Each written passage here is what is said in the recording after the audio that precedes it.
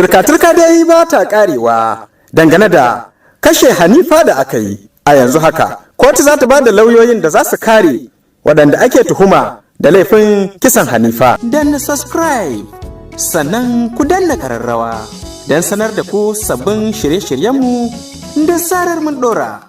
Rimi Online TV.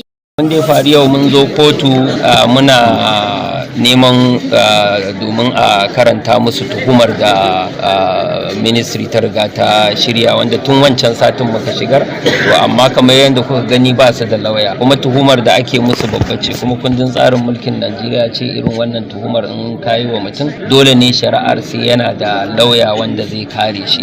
Tuhuma ce guda 5 wanda muka yi musu su duka. An tambaye su sun ce ba su da lauya, kuma sun ce suna son wato ita jiha ta ba su lauya, wanda duk a cikin tsarin mulki suna da wannan damar.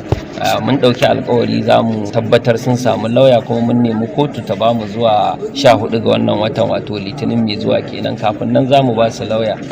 Ina so mutane su sani cewar a shirye muke, ana karantawa, mu a shirye muke da shaidunmu, kuma a cikin ƙanƙanin lokaci da yardar Allah za mu gama wannan shari'a. Turka-turka dai ba ta karewa dangane da kashe Hanifa da aka yi. A yanzu haka, kotu za ta ba da lauyoyin da za su kare waɗanda ake tuhuma da laifin kisan Hanifa. Mun da ya faru yau mun zo kotu muna neman domin a karanta musu tuhumar da ministry ta riga ta shirya, wanda tun wancan satin muka shigar, to amma kamar yadda kuka gani ba su da lauya, kuma tuhumar da ake musu babba ce, kuma kundin tsarin mulkin Najeriya ce irin wannan tuhumar in kayi wa mutum dole ne shari'ar sai yana da lauya wanda zai kare shi.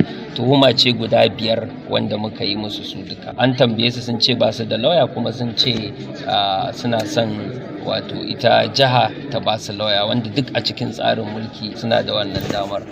Mun ɗauki alkawari za mu tabbatar sun samu lauya.